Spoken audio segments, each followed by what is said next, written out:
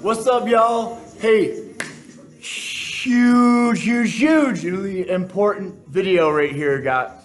So, as you progress through my workouts and you're at the end of the 2-month program and you're looking to progress, which you should be wanting to progress, right?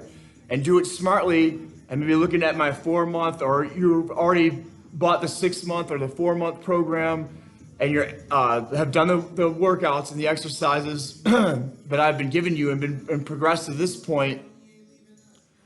I want to just kind of slow you down right here and talk about the importance of flexibility and mobility in the joints, which is probably I would say the biggest issue that I see of people working out in the gym is that they never,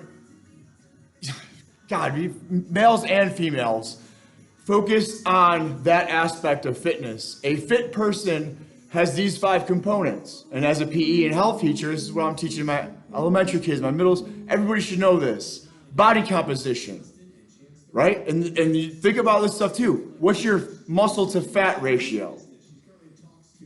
If you can pinch an inch, you're fat. I'm sorry. You want that off of you. You do not want that on you, right? If you're grabbing hunks, that's the easiest way. I don't have to put you on the scale. None of that.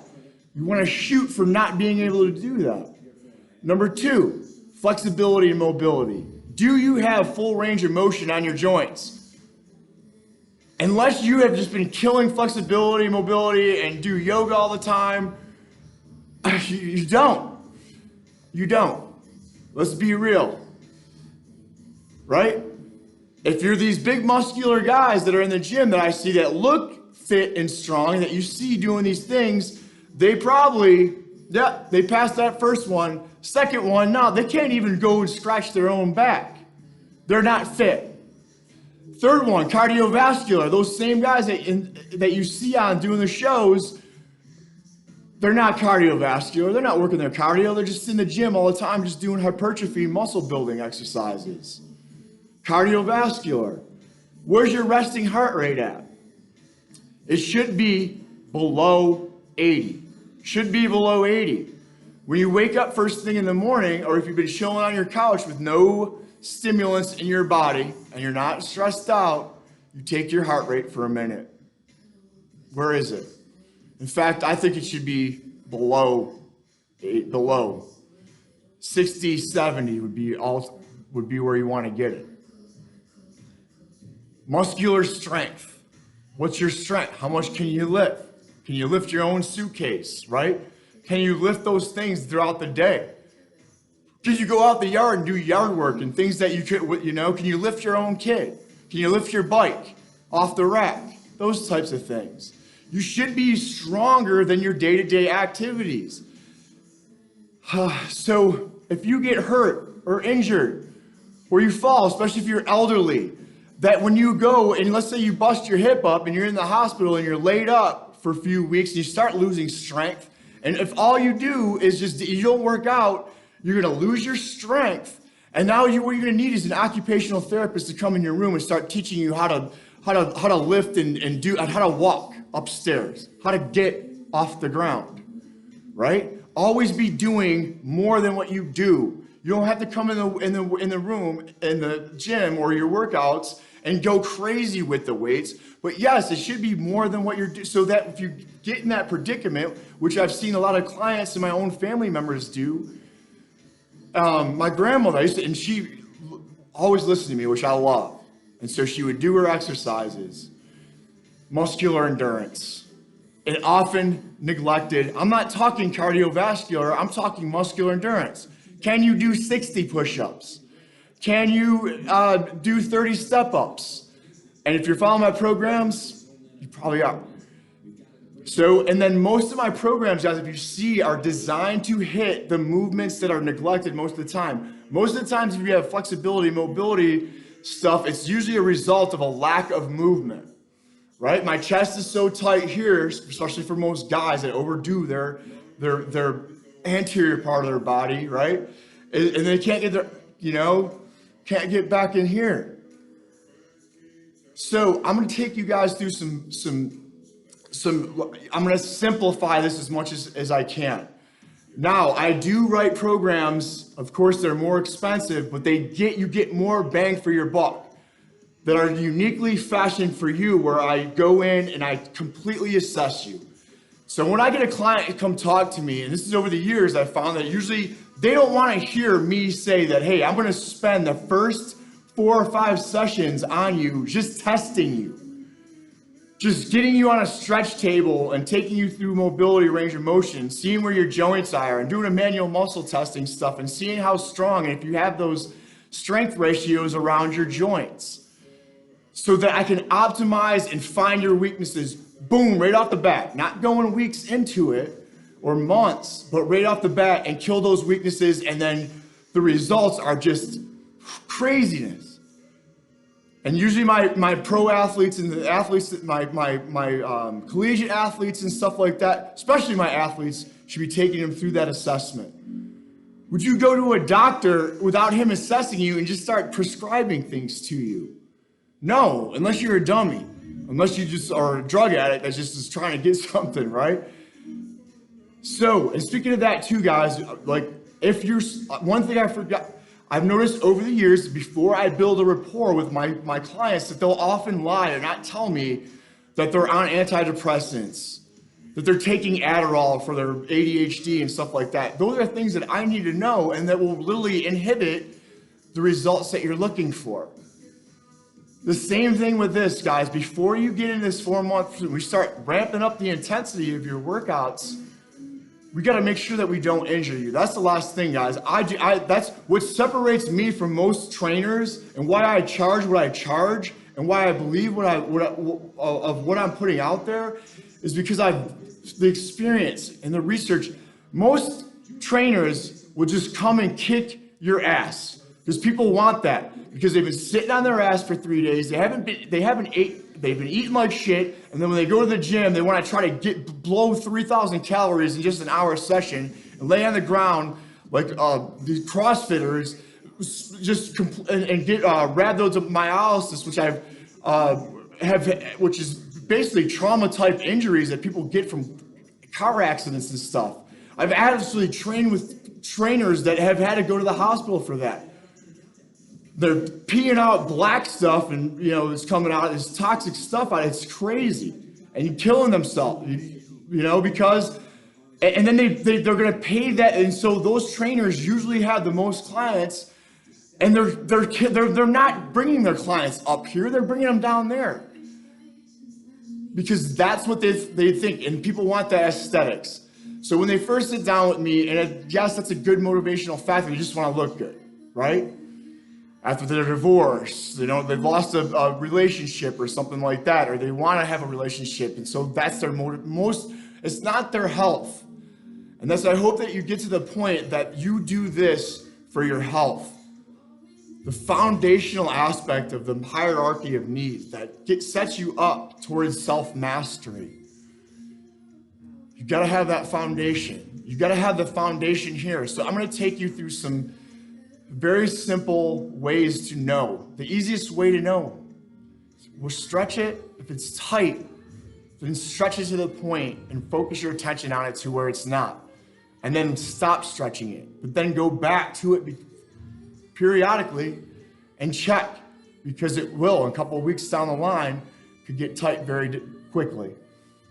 Okay? From poor pattern overloads, movement dysfunctions, stress, medications, things of that nature, okay? So let's go quickly. Let's start at the bottom and work our way up. Let's start at that ankle joint, which is that's our root. That's our roots. That's what roots is to the ground. And if that's out of whack, everything above it is out of whack. Guaranteed, okay? That's what limits most people in their squat. They get in a good squat form is they can't even dorsiflex their ankle enough to get them back instead of being on their toes and falling forward, okay? So let's use the wall for this one. Guys, if you have a specific joint injury, guys, you got to be careful. Even stretching.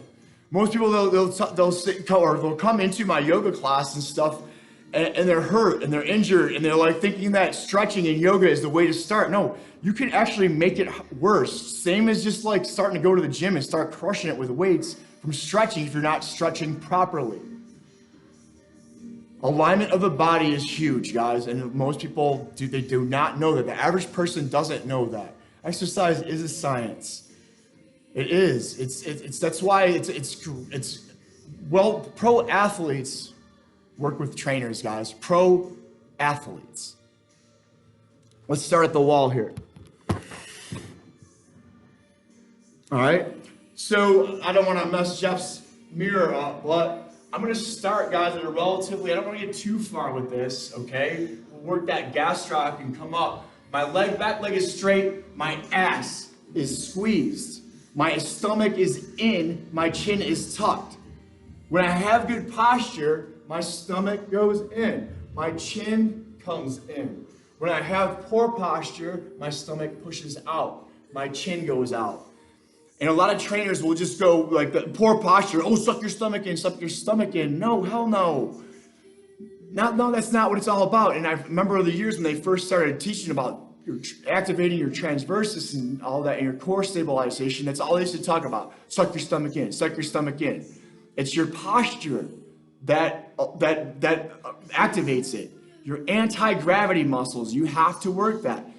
During your days, during your desk, put it on your computer desk and work those muscles. You can get workouts and people don't even know it. When you're sitting in line in the grocery store, meditate, breathe. That's the best time to do it, right? So when I get tall, my shoulders just sit back. My chin goes in. You notice that? And then the stomach comes in. Even when I'm in a push-up position or a plank position, you just got to get used to that, right? Of what that feeling is. That's a harder position again. If I'm in a single leg deadlift, right? I want to get, and the best way to do it, guys, is focus on it on the beginning part of the movement. So before I go into my single leg deadlift, I'm going to set myself, and then I'm going to get into the final position of and when you set your posture, guys, you'll notice you'll balance forever. If I get tall, but if I'm sloppy in my posture, my shoulders are round, it's going to be hard as hell. And the efficiency and your weights. Watch. I was just talking to another trainer here in the gym, and she is starting to go for a chiropractic license, and I was talking to her about it and stuff, and she was talking about squatting, and then when she first learned really properly how to squat properly, the amount she was lifting was crazy after that. And that's how important it is. She said she kept getting stuck at this weight. And I was like, yeah. And she couldn't get past that weight. And then finally, when she corrected her technique, it just off the charts, right? So let's start with the ankle. Now, neutral ankle, guys, is huge. Neutral ankle, I'm not rolling in. I'm not out, I'm in the middle. So when I stretch, I need to be in the middle, in neutral. So pay attention to that. Pay attention, guys, your center of gravity is so huge. That's why you hear me often talk about Aikido, why a 110-pound girl can just toss a 400, 300, 400-pound guy around like a feather. Because they know how to manipulate the center of gravity. Most people don't even know where their center of gravity is, right? If people that stand when they start talking to me, they're like this, right? Their center of gravity is not even the right spot. So just standing there, like their body never sees where it needs to be. And I guarantee you these days, nobody, because of driving, sitting, being in these positions that were not meant to be in. The human body was not born in thinking, okay, well, I want to make it where it's going to be sitting in a car all day or sitting in a damn office or looking at a small-ass computer that's 3 feet in front of you. When we were out in the woods and the saber-toothed tiger was trying to get our ass, or some warring tribe, we were looking at the horizon. We were using our peripherals to make sure we're going. If we didn't, we never saw that damn saber-toothed tiger or something to get our ass, right? And that's why I talk about the eye exercises are hugely important. So let's go to your ankle. Coach, stop talking. You guys got once I get going, right? So, but Guys, the information is huge. Is huge. The knowledge and application. Knowledge isn't power. Bullshit. Knowledge, dude. If you know it but you don't apply it, it ain't power. Application of the knowledge is power. Most people know that you should be working out and exercising, but it doesn't make them healthy because they're not doing it. So, look, you're pushing the wall away. I want to be real easy with this, because I'm pushing on the mirror, but I'm going to use the mirror so you guys can see me.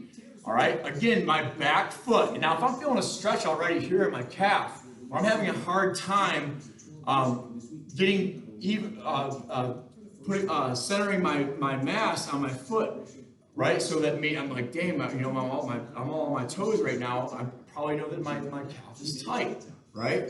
So I'm going to first squeeze my glutes, get tall, move my center of gravity out, and then in on my ankle. See if you can see this. So what I'm doing is this with my foot, center it, neutral first, and then stretch.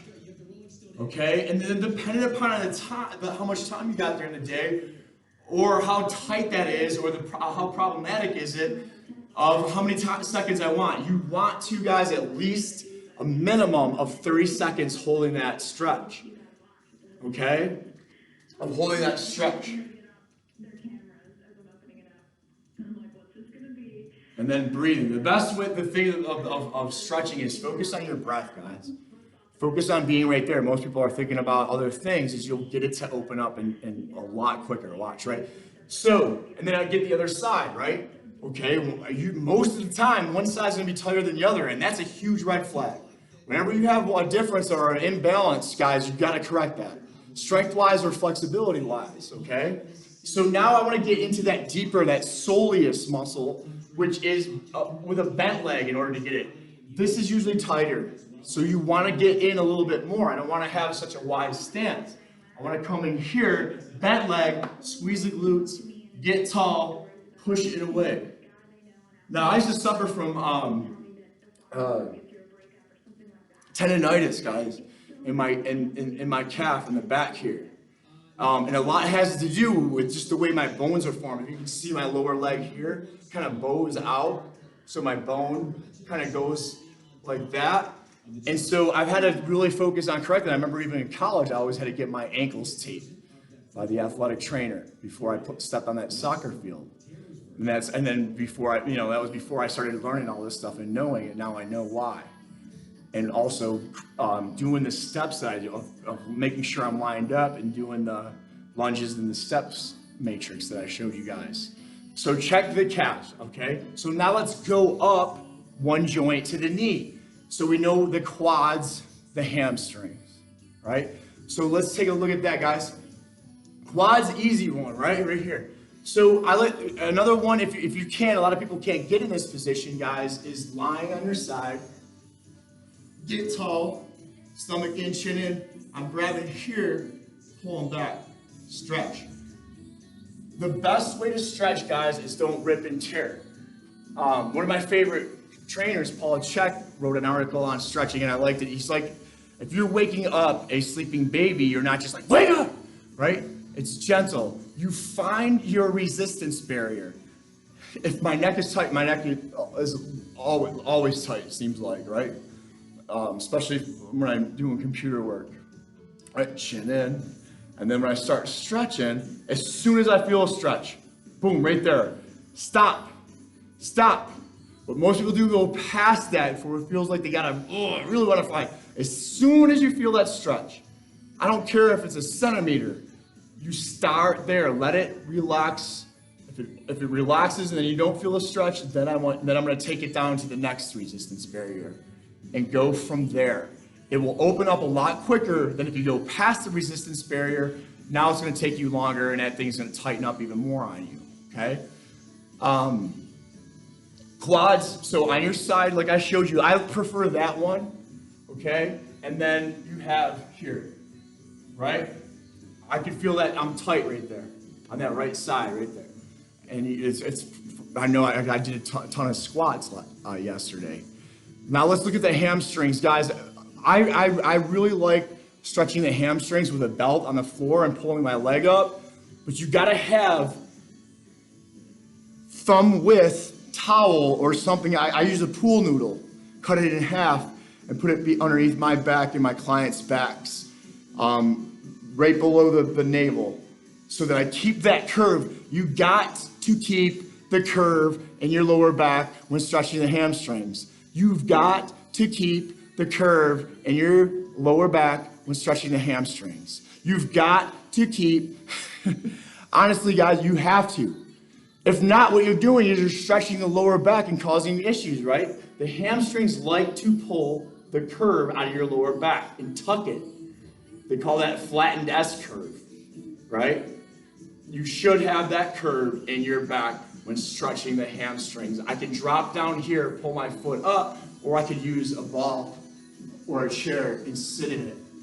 Especially if you're at work, guys. You're sitting in that chair anyways throughout the day, and your damn hamstrings are tight. You know why? You're sitting, look at it. It's like I'm doing a hamstring curl all day long. Okay, so foot is flexed, curve, you're gonna pop that curve out. If I start losing the curve, which usually means that people are going past that resistance barrier, as soon as you feel a stretch, hold it, right? And put yourself in front of the mirror, guys, and check these things, okay? Now let's look at the hip. Okay, so the hip composes a lot more muscles, right? I got my adductors, my abductors, my inners, my outers, okay? And then my rotators, and then again the quads and hamstrings, of course, are same connected with the hip, but let's just keep that with the knee. So let's look at the inner thighs first, okay? So a good stretch for the inner, guys, is here. Which, again, look at, I'm already doing that lateral lunge. So you can see, again, a lot of the movements that I'm showing you are a strength exercise and flexibility, mobility. Okay? Again, chin in, stomach in. And then if I want to, I'm going to place slight resistance on the outer border of my humerus, my leg, to get a little bit more of a stretch, and then I'm going to turn in with it. Okay? Another one. So that's more of a straight leg, right? So let's check those muscles out with more of a bent leg. So the butterfly stretch, right? Arm tight. The leg should be able to go down to the ground. Okay, so I'm going to push down with my arms here and then check that. The outer part, guys, this is what causes a lot of sciatica problems, is the tightness. A lot of, they call it runner's knee. Runner's knee meaning because runners just running, again, that sagittal plane motion. And these guys are neglected because they're frontal plane, and when these get weak, this muscle tries to take over, and then it's pulling that knee out to the side. Okay, so an easy assessment is if you lay down and relax your legs completely, you can see I'm good. My knees are pointing straight, my feet are pointing straight. Most people's legs, boom, flop out like that. Red flag. Red flag, those muscles are tight enough to be pulling it out there. You need to stretch them and get it back in alignment.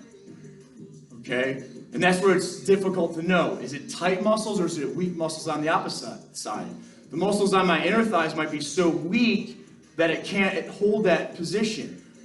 Or the muscles on my outside are so tight, it's pulling there.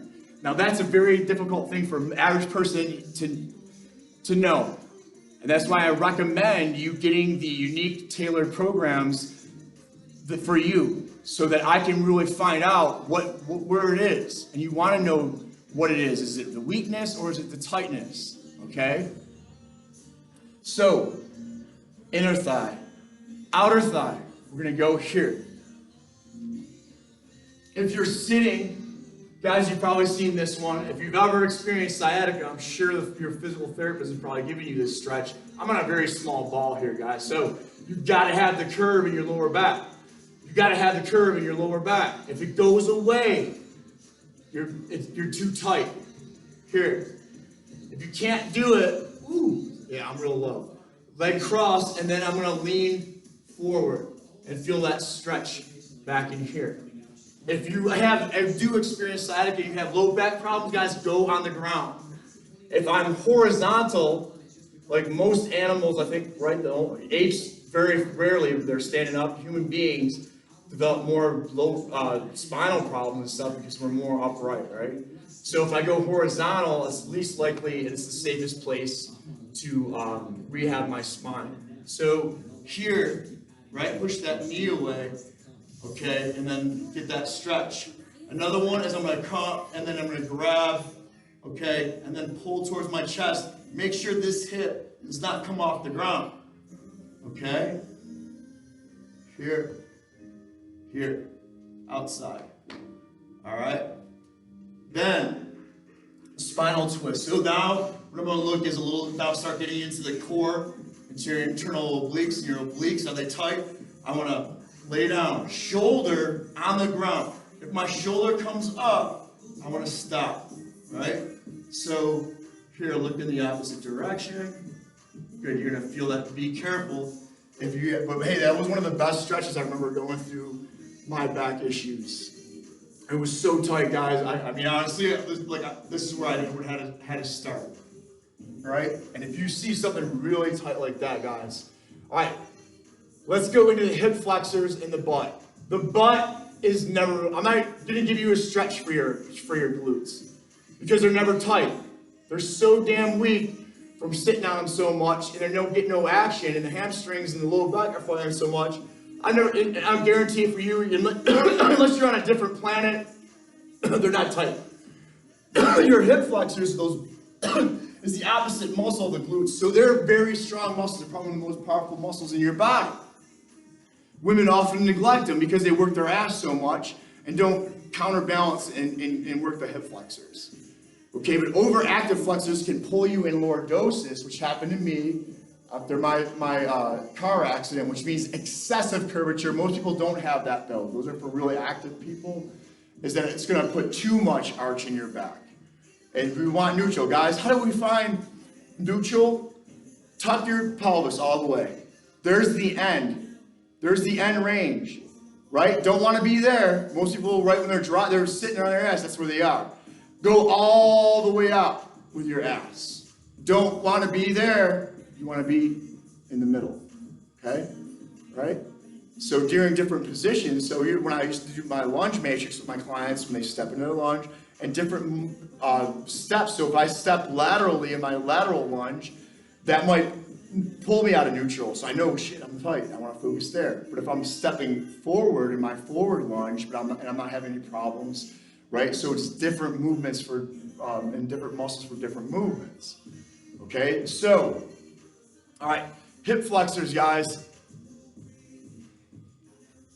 We can get them just simply here, right? I want to now kind of tuck my pelvis slightly because again, when it's tight, it's gonna wanna pull my pelvis out. If I just tuck and I feel a stretch there, I'm gonna stay right there. Okay, tall chin in, and then I'm gonna lean forward, right? And then until I feel that stretch. My hip flexors used to be so damn tight. It was crazy how tight they were, and some of my clients are tight. So get those guys. So if you just know if you're tucking and it's tight right there, and again, one side, the other, especially your hip flexors, guys, and this, if I see a tightness in one side compared to the other ones, huge red flag, guys. Your pelvis is probably twisted. And that's again, I told you, flexion rotation is the worst position for your spine. So every movement that you're doing, if your pelvis is twisted to begin with, that's why, guys, I recommend getting the assessment first prior to the workouts. But over the years, I've lost so many clients because, again, they don't see the importance of it. Okay? All right, so let's go to the TFL, which is this muscle that right here and then runs into the IT band. So the way we're gonna get that, guys, is I'm gonna kind of do like a lateral lunge. This foot's 45 degrees. Warrior 2 poses, right? Yoga would get this. Standing separate head to knee, yoga pose will get this, okay? So what I'm gonna do is I'm gonna turn my hips. So my feeling, this is my hips, these are my hips. Turn your hips, and then you're gonna probably feel that stretch there. And then I can lean into it, and if I wanna get more, I can reach this hand up, right? So most people are so tight, I would start here. Again, find the first resistance barrier, don't push past it. Okay, guys, let's look at the lower back. An easy way to do this is sitting and laying down. So if I go down here and just tuck, right, it should be completely rounded. So I'm trying to show you, okay, I'm a little, not real too much tight, but you'll notice people who are tight is that they'll have a straight back here. That's rare these days, guys, to see that, but make sure you're testing that as well. Okay, now let's go into the obliques here. Grab a ball.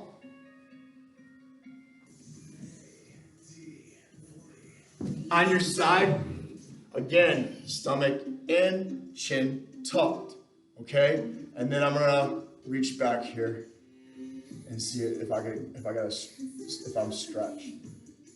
Do not lose, right? You're gonna feel, guys, how these muscles will pull you out of stabilization, right? So if I start going back and then I lose my stomach pushes out, okay, I've lost it. And you'll find that edge. That's another key factor, guys, where it's pulling me out of posture. All right, let's go to the shoulder, guys. Huge, the shoulder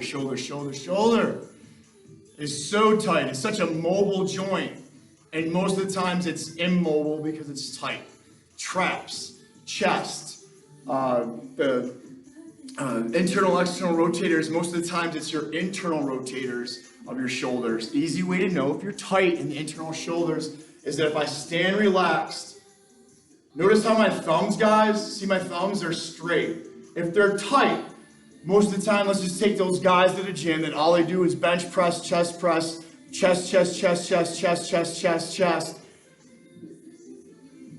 Right? Their thumbs are turned in at relaxed. Problem, shoulder's not even sitting in the correct socket. So let's open that up. A good thing to use, guys, is a door. Go in the door and stretch in there. I don't want to get too crazy, but I want to show you this one too with the stability ball, one of my favorite stretches. Guys, so what I'm going to do is I'm in my tabletop position, stomach in, chin tucked, okay? A bigger ball, guys, is better than this. Now what I'm going to do is I'm going to start dropping into a push-up position, okay? Push out first, lengthen, and then drop down. So I've noticed that if you don't do that, a lot of times the shoulder blade's not sitting right and you start getting pins and needles in the shoulder blade. If you're doing that, do not do the stretch, okay? If you get the tingling, okay? And then again, I'm gonna find that stretch. Now I can turn my hand here. Now let's get the lats, which are here, which if they're tight, I'm gonna go out, thumb up. Start with the hand palms down first. Most people are so tight, they're there first. And then I'm gonna go palm up. So I'm gonna reach out, drop down, feel that stretch. Again, 30 seconds minimum, up to about a minute. All right. Your internal rotators, which are tight of the shoulder. That's one of my favorite stretches, literally is. You can use the ball if you want. Again, think of the L's from the shoulder series, right? I can go there, or again, I can use the door. Another, what I like to do is the Egoscue stretch, where I'm gonna put palms down on the mirror. I don't wanna dirty this mirror up.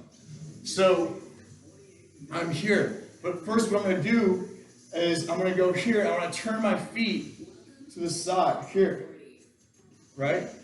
To the side. And then I am going to turn and rotate my body the other way. And you're gonna start feeling that stretch, guys, here. Glutes tight, stomach in, there. And then I can get the other side. They ended up creating a 10-foot by 10-foot gooey tree, but they were right there. Short. Okay. That's right, though, because he's got the second biggest wrists. Here. You nobody's tight here. Pull them back here. Your thumb. thumb should be able to go back 90 degrees back here. I forgot I got one, guys. Your big toe. Your big toe is huge. Your big toe? Huge. Especially if you're in throwing, if you're a boxer, you're a pitcher, anybody. Again, I don't want to get too technical here, guys. Your big toe. Take that toe, pull it up, and then pull out first, and then get it back. You want at least 90 degrees, right? All right, neck. Oh, pinky. Isn't that crazy, guys? Pinky. Yeah. Don't get me started on, I'm talking about the importance of your fingers and your toes, and your eyes, these small muscles. How hugely important they are, and them working correctly. Okay? All right. Traps. Huge. You got to have your head, your chin tucked in. If it pushes out, notice what it's going to do. It's going to start pinching my vertebrae. If my chin is out, look it. Now my discs aren't even lined up. I'm already almost giving it a hernia. Now if I start starting to pull on it and stretch it, and again, flexion, even if it's to the side, that's side flexion. Now, if my head's rotated a little bit, you're basically causing yourself disc issues from stretching. That's why I'm telling you guys the importance of stretching properly. I like to grab onto something here, my traps, which are often tight, and then I want to bring this ear to this shoulder, right? Here, chin in, okay? Sternocleidomastoid, these bad boys right here. If you're a chest breather, if you're a type A personality, if you sit and your diaphragm's not doing most of the breathing, your sternocleidomastoid, your neck, is what's pulling up your rib cage to take your breath. And guys, that's an accessory muscle, a helper muscle of the diaphragm. If that guy's doing all the work, he's just tight. Because he's just constantly all day doing it, when he should be just easy and relaxed for him, right? He's now become the prime mover. You can just see it with a lot of people. God knows you can just see that tightness in people. And usually it's my clients that are type A. All right, so we're gonna get that. We're gonna chin in, okay? My hand behind my back, okay? And now I'm gonna look up and over this way. So I'm gonna look back this way. Notice how I'm kind of, and then I can drop my head on my forehead and come back a little bit. See if you guys can see me from the side. So I'm looking that way behind me. I can feel my little tight there, okay? I guarantee I bet yours is probably tight too. Your levator scapula, which often raises the scapula, people that do this all the time. If you're doing the exercises like rowing motions and stuff, and you're shrugging, it's probably this muscle that's tight. And if you're doing that during those movements, guys, that's dysfunctional movement, and you're begging for problems. I actually had a client when I was trained in Miami. I had to reteach his nervous system that, hey, when you pick up a paper clip, you don't need to do that, right? So every time before, we had to take your shoulders, round them back and down. Okay, now pick it up. That's what your scaption exercises from the Matrix is designed to teach you, okay? So I'm gonna go back behind here, my chin tucked. Now I'm gonna side bend like I'm stretching my traps, and now I wanna look in the opposite pocket here and stretch. And you can see the stretches right here. Your jaw, guys. Take your hands and run up your jaw muscles, your masseter. Is one more pronounced than the other? I can't tell you how many times I've seen this in my clients. Is this muscle bigger than the other? Is it tighter? Can you feel it? Is it like you could bounce a quarter off of it, but this one's soft? Think about that. Your jaw is out of alignment. Your jaw has a huge amount of lining your body. It is at the pinnacle of the totem pole of what affects the body. Number one is breathing. Breathing is the importance. So breathing If you're not have it, all the other stuff that you do and exercise and stuff on the bottom are all dysfunctional to start with. If you're a chest breather. I can't tell you the more importance of the breathing. I already showed you guys how to do that. One hand on your chest, one on your stomach, and check on your laying down, seated, and then standing. If there's more movement here, you're a chest breather. If you breathe in and your stomach goes in, when you inhale, you are a reverse breather, and that's even worse. Your stomach should go out. It should fill like a balloon. It shouldn't go like that. When you exhale, that's your bellows. Man, you have to fix that. If you find that, comment, guys, text me quickly and tell me, hey, I am a reverse breather. Even too, if you're a chest breather, the next thing on the totem pole is your eating, your jaw. If my jaw is out of alignment, it literally will affect everything below it. Same thing with your ankle, everything above it, right? Top down, bottom up. So if my jaw is out of alignment, and sometimes you can even see it on people, right? Damn, you better fix that quick, because everything is compensating out below it. Same thing with my ankle, okay? So we want to stretch these muscles. That's how you stretch them, right? Can you feel the stretch? If you can feel it, it's tight. Stretch it. Chin in. Feel a stretch? Most people's chin, oh. Retraction, pulling in, protraction. The jaw goes in and out. I'm going to show you guys in the next video a warm-up, a Tai Chi warm-up that I have learned and kind of tweaked over the years that addresses and basically goes joint to joint and getting mobility in it. When you're walking, move your fingers. Guys, people think I'm nuts. They'll see me in the cash, boy, I'm sitting there for waiting to check out at Walmart, and I'll do shit like this with my eyes, whatever. All right? Make sure you're not limiting. If you do not move it, you will lose it. All right? Eyes, can I look all the way up? Can I look down? Can I look all the way to the side? All right?